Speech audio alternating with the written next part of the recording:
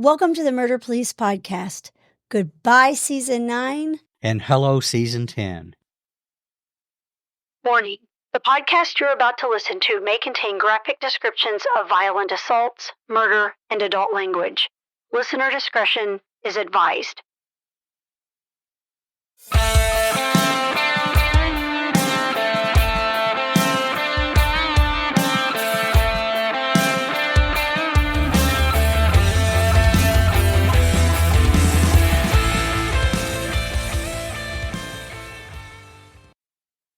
Welcome to the Murder Police Podcast. Goodbye, Season 9. And hello, Season 10. Well, Wendy, what do we got for everybody today? Well, David, we're close.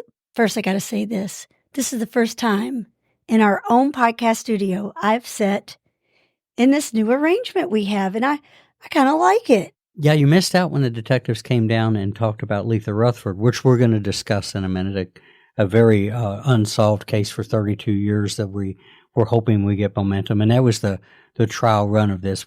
In case you've noticed, we're getting away from the little wooden table, which served us well, but it was a little harder to work around and things like that. And this is, the feng shui is a little bit better in the studio. Yeah, I'm feeling kind of cozy. Yeah, it's nice. I dig it. I think it just looks a lot nicer for the YouTube element. So I guess we want to talk a little bit about how we've done before. When Season 9 is now a wrap, and that's right. It's hard to believe in the few years we've been doing this that we got 9 seasons. That's still kind of. We have 10 now. Well, yeah, 10. Yeah, we're on our way to that. So, but in 9, I wanted to go back and just kind of maybe talk about the ones we did, and encourage our listeners and viewers that if you haven't seen those or any of the other episodes, go back and binge. Several episodes ago, we went to the full camera experience. Before that, all the audio was on YouTube. And, of course, we're on all the platforms for podcasts themselves. So go back and pick those up. And we're going to refer to some of them that are relative to what is going to happen in Season 10 on the style of case we take and the case facts. So we started out Season 9 with an amazing 2 episodes on what the police polygraph is and isn't with Eddie Pearson. Yeah, that was very educational. I learned a lot. I've sat in that polygraph before in the academy, and other times probably. No other times. Sitting on that end of it is, it's nervous. It makes you very nervous. But when Eddie sat down, he's really nothing short of a genius, I'll tell you. I got to be clear about this, is that back in my career, I sent many people to use the box, to the polygraph. And I've observed all of them that I sent, and I had an idea what it was. But in talking to Eddie, I really learned a lot. And I travel a lot, and I've spoke to cops all over the country that picked up on those 2 episodes. And I know that other people like this, because if you want to learn how to cheat a polygraph, you have to watch our 2 episodes. But anyway, we'll leave that at that. You have to go back and get that.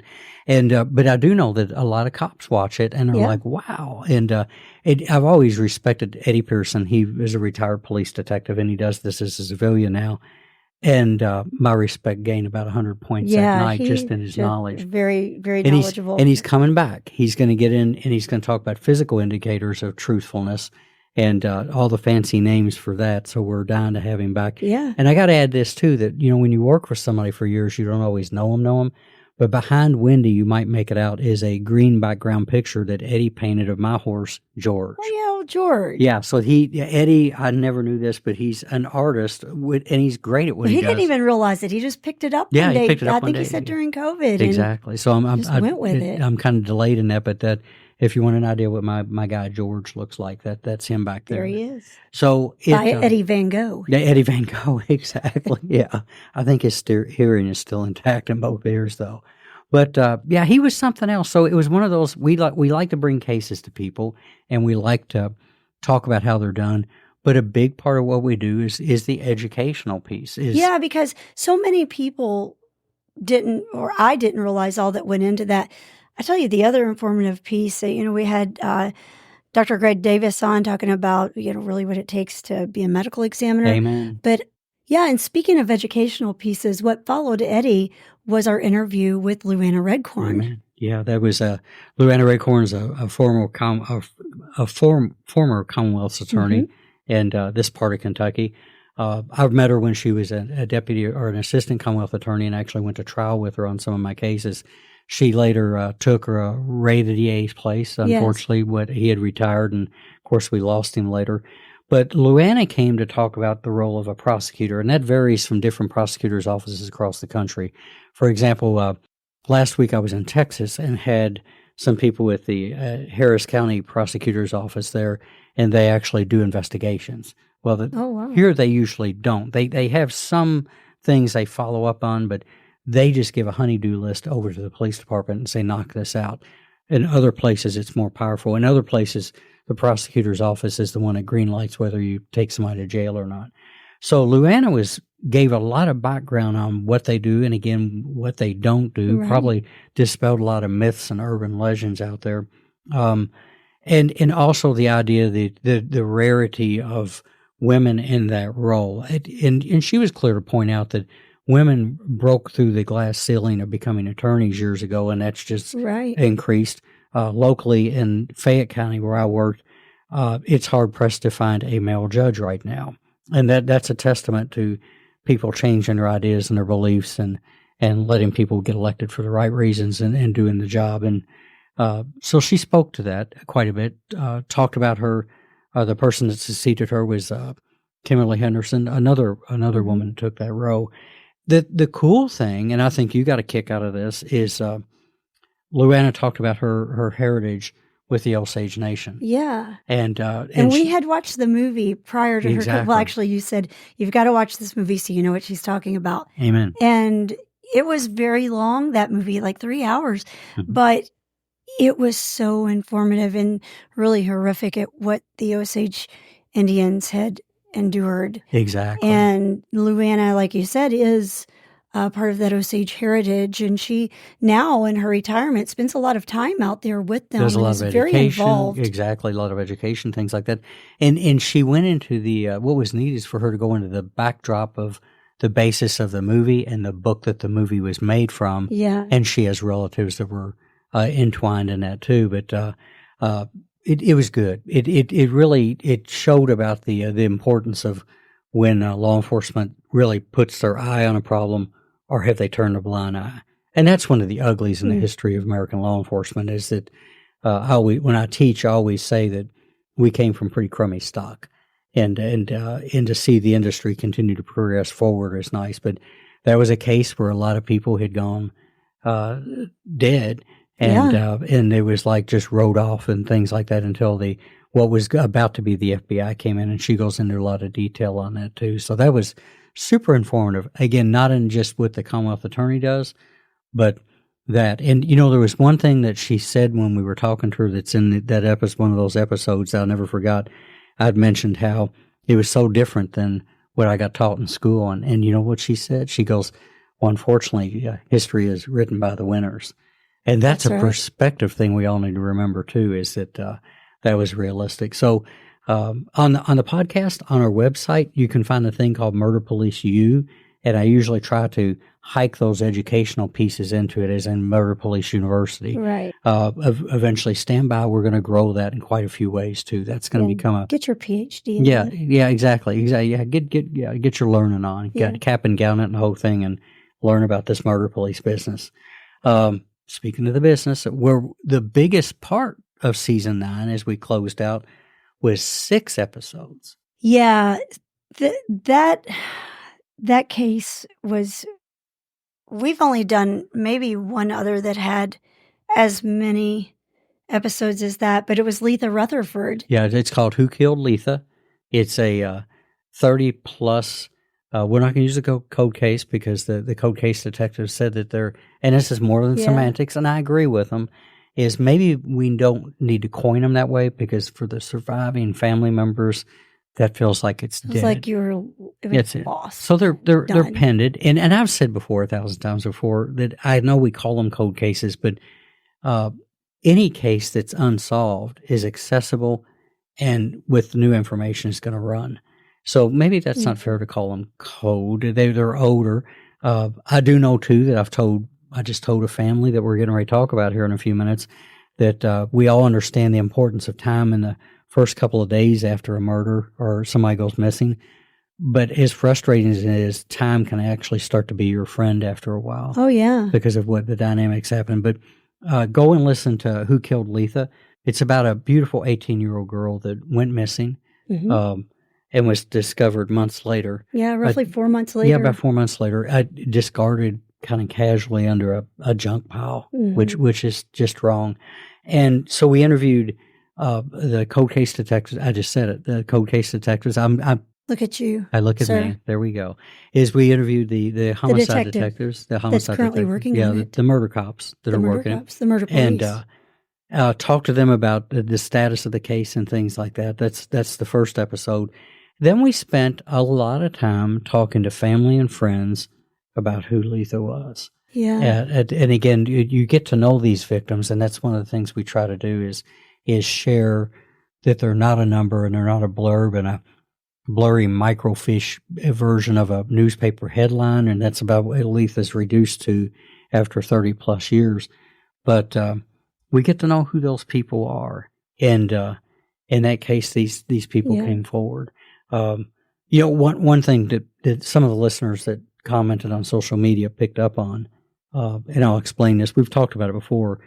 That case, and like most cases, there's a lot of rumors and ideas on responsible parties and motives and things that might have happened in that case.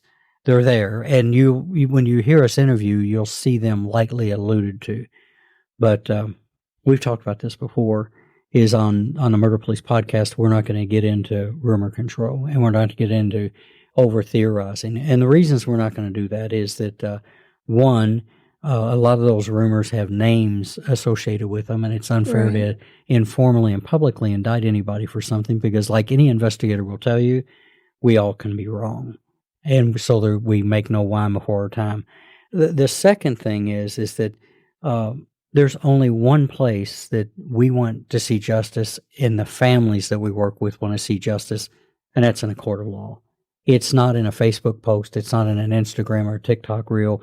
It's not somebody blasting somebody they think was responsible or had something to do with it. That's not justice. Maybe virtue justice is what I'd call that, but it's ineffective. And the other thing is that it can ruin a case. Right. It can destroy a case.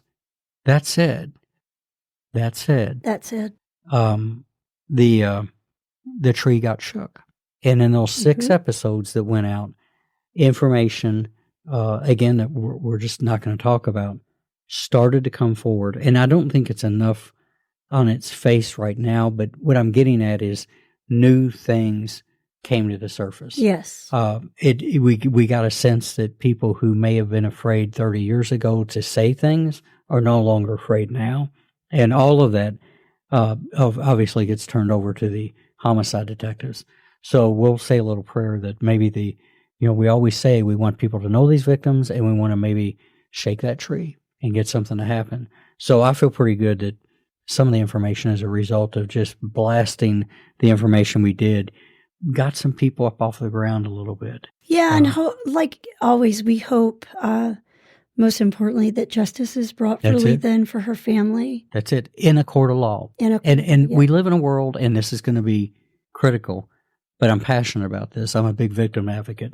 We live in a world where a lot of people think justice is yelling at in social media on your suspicions, which a lot of times leans into, and it becomes harassment of people who may or may not be involved. Tons of stories of where that goes wrong, which makes it look bad for the web sleuths out there that do good work, because there's a lot of people that do incredible work, but they're responsible and they're restrained. We're just not going to do that here. No. We're going to memorialize these victims. We're going to help shake the tree. I'm relying on a lot of many years of experience and advice of people who have done this for a living, that we just don't need to go there. Well, I think also what I've found in that case with Letha and the one we're about to talk to is how important it is for those victims' family and friends to be heard and to be able to talk about that and relive the memory of their loved one, but also to help seek justice, because these families are really, they're hurting. There we go. If there's anything that should be put on blast, It's the family and friends saying, this is who my loved one and my friend was. Yes. This is what they meant to me. They meant the world to me, no matter what walk of life they were. That should be on blast all the time. And we collectively should be thinking about those people and encouraging people that might have information to come forward so that we get that knocked out. And you mentioned it. That's season 9. That 6 of those episodes were Letha, and we're hoping that that justice does come and comes forward, because that's a beautiful family. Yeah. I mean, they were amazing to sit down. And speaking of another beautiful, have you noticed how when we do these unsolved and these missings, we actually gain a whole new set of friends? We do. So I'm going to go on and lead us right into 10. Yeah, do that. I was approached, you were out of town, and I was approached by a friend that, by happenstance, was connected to me in several different ways. And she approached me one day. She called and asked if we would be interested in this case that took place in April of this year, 2024, and of a missing young man. And I told her that, let me talk to David and see, because, you can sometimes need to know if it fits criteria or if it's, Right. if we can talk about it yet. And so Right. I was so surprised. I had you only on the phone. Usually you need to think about things for a while. You know how you are. I think I wasn't even 2 minutes into the conversation and you said, let's do it. Oh, yeah. I was blown away. It's what I've been looking for. And so the story of this is about a young man named Timmy Sterner. And Timmy had been incarcerated and went missing the day after he got released in April. Right. And so we have been on this journey these last couple of weeks, really interviewing family and friends. And we have talked to a lot of people, and we're still set at this time to talk to his mother. But we have spoken to his father and his grandmother and his uncle and friends as well. And this family, just like Letha's, they want answers, and they're deserved answers. This case is so mind-boggling to me, I guess, because there's so many details that I've been involved in with. Yeah, and to let the audience know is going back to Letha's. I thought when we got done with Letha's 6 episodes, and I remember sitting there every time we would interview somebody else. It's like this road that has many winds and turns, and I thought for the audience, welcome to being a murder cop. That's victimology. You will, if you do the job, you will have the same interviews that we had with these people. And with lots of people, I would challenge everybody to go back and listen to Letha's, and then listen to, we're going to call this one Never Forget About Little Timmy. This is coming out very soon, and the episodes will start to drop. As you listen, get a notepad and do 2 things. Try to keep track of his last moments, and then jot down ideas on what are the range of possibilities as to what could happen to Timmy. Just like Kevin K. Jackson, which is another one we did with a beautiful mother that it doesn't have answers. Just like with Michael Gorley, another beautiful family that doesn't have answers. And I'm just going to hint them off to this, that one of the things about this case is, just like those other 2 cases we covered, we have a solid last known location. Yes. Solid last seen with, which means people who were seen with, and it's more than one. We'll stop there, but go back, listen to K. Jackson, listen to Michael Gorley, and start listening to Never Forget Little Timmy, because that's where the frustration is. And you can draw some conclusions pretty quickly about where it would go. But I'd like people to go on the Murder Police podcast or the Murder Police case briefing on Facebook or Instagram or TikTok or wherever you find your social media and you're following us. And as you're listening, throw out your ideas. What do you think? What do you think the possibilities are? And because there's a range out there. There is. And, when you sit down with each of the different people, I think what's so frustrating about this particular case with little Timmy is everyone has the same ideal about what happened. Roughly. And we're Yeah. talking to them separately, but it all leads back to the last known address. That's it. And it's, I mean, you know, like I said, we've sat down with some of his family, and these people, obviously, like anybody would be that has a missing child, even though he's an adult, that family, it was the interview with his dad was heartbreaking, and that family just deserves answers. Yeah. And those answers are out there. They're out there. And, you know, nothing would please me more than to know that we had, I mean, I know the detective has to ultimately work it, but nothing would please me more than to know that we helped get the family answers, because at this point, they just want to know where little Timmy is. And we just need to shake that tree. Yeah. So that's really I'm excited about. I am this too. one. And I don't know how many episodes there'll be yet when you're producing. Oh gosh, these. We've probably already interviewed 6 or 7 people. Exactly. We're not even near done. No, not near done. So it's going to be a mini series in itself. And again, what the audience is going to hear is who he is, but listen closely. And one, let's care about him, and let's care about that family. Let's be passionate about the idea that they deserve answers, and if justice is delivered as part of this, that they deserve that too. But again, I would challenge people to listen to these unsolves and come up with what you would, if you were the investigator, what will your emotions be, and whatever. Maybe we ought to get better on social media about that. Yeah, I was going to say I would love to open that up for whether people message us on Facebook or however you set up for them to contact. I would love to hear. Because I'm sure most people's minds work like mine. They're hearing the story and they instantly have questions. Sure. I would love to know, what are your questions? Because every time I'm watching one of my many favorite episodes of whatever true crime I'm watching, I sit there and I think, I hope they've asked this, or I wonder if they're going to ask that. And I think that was the catalyst to this to our podcast, was because, you know, I'm so inquisitive, and that's exactly what I take into all these interviews, whether it's with the detective or with families. I